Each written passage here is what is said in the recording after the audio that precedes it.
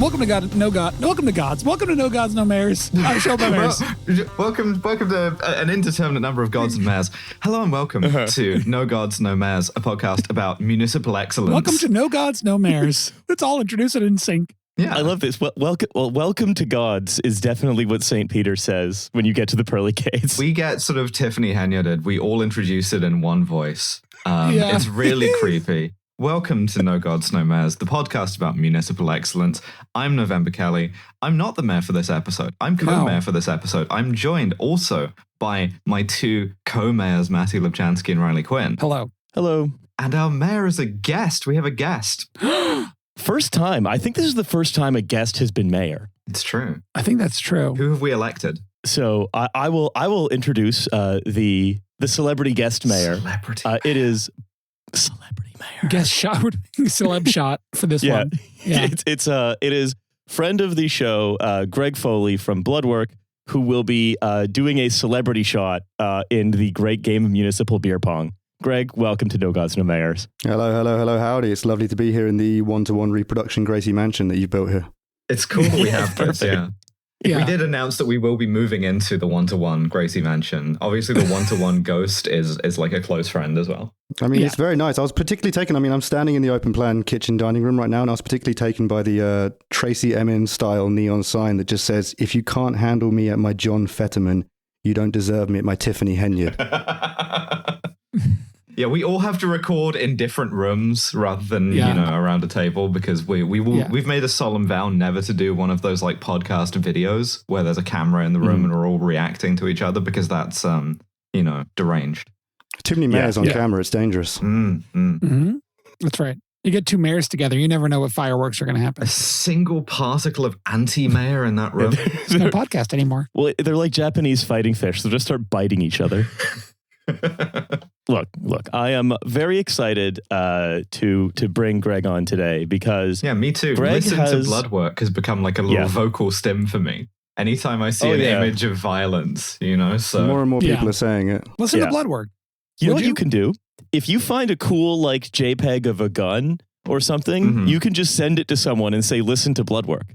That's what I recommend you do. Yeah, it's true. If you want to get into Photoshop, put like a black bar over the eyes and then black bar and then over that black bar, listen to Bloodwork in like the most VCR ass font you can find. That's ideal. Yeah. If someone in real life says to you, I'd love to listen to a show examining the economies of violence, what you say to them is, of course, listen to Bloodwork. You say, hold on a second, let me Google a JPEG of a gun on my phone so I can then show you and say, listen to Bloodwork.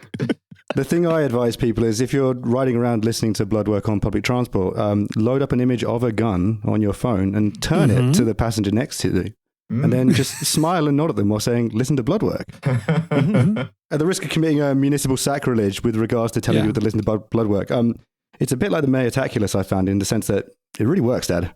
Yeah, I hate when someone points a gun at me and says, listen to Bloodwork, and I have to pull out my earbuds to tell them I'm already listening to Bloodwork, and I'm pointing a gun at them. Look behind you. Someone's already showing you a picture of a gun behind you. As one of my listeners pointed out the other day, the more they listen to the show and look around them, the more they realize everything is gun, to which I say, correct, you've been listening to Bloodwork. Look to your left, that guy has a gun. Look to your right, that girl has a gun. Do you have a gun? No, you don't. That's why you're not going to graduate from MIT. Yeah, that's right. Look in the mirror. You are a gun. You are Bloodwork. This is a no Bloodwork. No gods, no mayors, all guns. Should we do the episode? What? It's like I'm sitting on the Iron Throne from Game of Thrones, except it's made of guns instead of swords. Yeah. Okay. All right. Look, we have this is like a gigantic mayor in terms of all the stuff about him. Like physically? I hope so. I really hope so. So I propose that we postpone municipal roundup items until next. Sam, can we play some? Can we play some deferment music, please? Yeah, it's called municipal next time. Yeah. Do not begin rolling. Do not say "hiya." Just play the sound of a gun going off. Yeah, we're saying get varmint to the municipal roundup, which is trying to come into the episode right now. Get out of here. A segment on Bloodwork that's just called Gunshot Noise. Yeah, that's right. So what we're going to do is look, there's London Fog to go through. There's the New York Minute. There's the mayor for mayor relationship to explore. There's so much, that's going to be next week. This week on the free episode, it's all about. I'm very excited to talk about one of history's Luciphones. It is Paulo Maluf, mayor of Sao Paulo, and I'm going to hand over to our esteemed guest to tell you, how does this guy Ruba mas faz?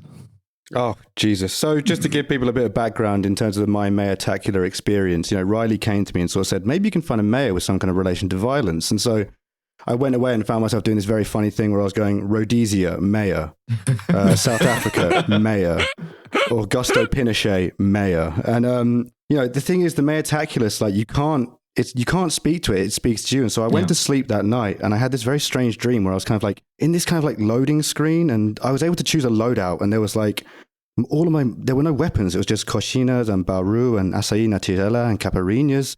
And then there was also there was a buddy selection page, and I was able to choose from a dog or a horse. And then there was this beautiful woman holding a sniper rifle, and she was wearing nothing but a bikini and ripped pantyhose and a sash. And so I said, Riley, what are you doing here?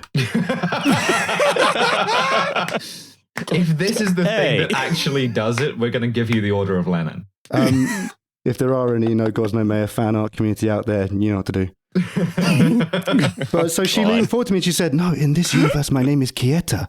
And I said, Quieta? So anyway, I went ahead and I heard a voice that just said, deploying. And then next thing I knew, I was in a helicopter flying over a South American jungle and over a city. And then I woke up. Oh, that's not good news.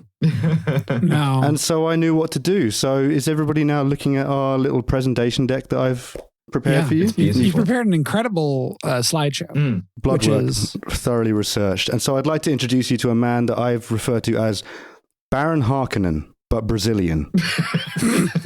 Oh my God. Brazilian Harkonnen. I have never been more ready for anything. We have to cultivate beach power. This man cultivated power. I want that much to be clear. So you can see some images there I've given to you of Paulo Maluf, and you'll note that he was the mayor of Sao Paulo, Brazil, from 1969 to 1971. From that time when Sao Paulo was briefly part of Iraq. Yes, well. And from 1993 to 1997. From that point where it briefly stopped being part of Iraq. I love the big thumbs up as well. He looks... The big thumbs up is definitely the episode art. This is very much the most like corrupt politician sort of stock image you could find. I just want listeners to know that Nova has pointed out the fact that there is a photo of Paulo Maluf sitting with former dictator of Iraq, Saddam Hussein. And I just want to say we will get to that. Okay, good. It'd be funnier if we didn't, I suppose. And we just was like, oh, don't worry about that. That's what I like to call Chekhov's photo of a mayor with Saddam Hussein. There was a real turn in the tide of human affairs when we stopped being able to have like gotcha photos of someone with Saddam Hussein, and it started being with Jeffrey Epstein. That's the real generational break in power, I think. Some people say Saddam Hussein is the Jeffrey Epstein of the Middle East. Some do say he passed the torch. Sitting on like a sort of golden wingback's throne in front of not one but two massive ashtrays, real smoker's room, and just hanging out, making deals, Oh, yeah. And so in order to tell our story today, or to give you a quick summary of our story in 5 books, I've got The Politics of Military Rule in Brazil from 1964 to 85 by Thomas Skidmore. I've got a book called Capital City Politics in Latin America, Democratization and Empowerment. Now you're going to hear a bit of a twist. Then I've got a book called O Malufismo by Mauricio Puls, which translates to Malufism. He had a whole ismo. Yeah. Oh, yes. And then we've got a book entitled, this is translated from the Portuguese, Dirty Money from Corruption, Why Switzerland Handed Over Maluf.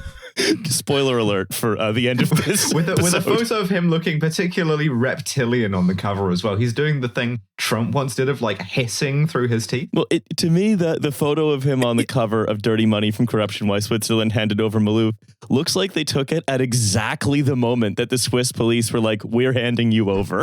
And he was like, oh.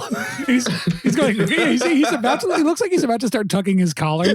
He's doing a very sort of like, oh. I would like to ask a rhetorical question. How corrupt do you have to be for the Swiss to hand you over? Ooh, more corrupt than Sepp Blatter, which is saying something. You gotta be and then so finally, corrupt. for my 5th book, I've got an authorized biography entitled Him, Maluf, A path of daring. Damn, the sequel to Her fucking sucks. I thought it was weird that he titled his autobiography "Could Never Use They Them Pronouns" because I'm him. And I'd also just like to point out that in a more literal translation of the subtitle of the book would be Maluf, an audacious trajectory. And this is one of those rare instances in which a more literal translation, in my opinion, is more apt, because this man has the most audacious fucking trajectory you will have ever heard in your life. I'm so seldom thinking about my trajectory, let alone the trajectories of others. Yeah. Am I being audacious enough in my day-to-day life? Yeah. Is my vector currently audacious, or is it retreating? Do I have the vector of a wallflower? I think I have a cowardly trajectory. And then to cap it off, I've just got a headline which I know that you're all going to like, from a Slate article, which I am going to be cribbing from a little bit, by Alex Quadros. He steals, but he gets things done. A proud Portuguese tradition. It happened again. And I'm telling you, this is going to come back so hard, and I'm so excited to let you know just how much Roba Masfaz factors into this story. Yes, Lusophone, the Lusophone influence on No Gods, No Mayors grows every day.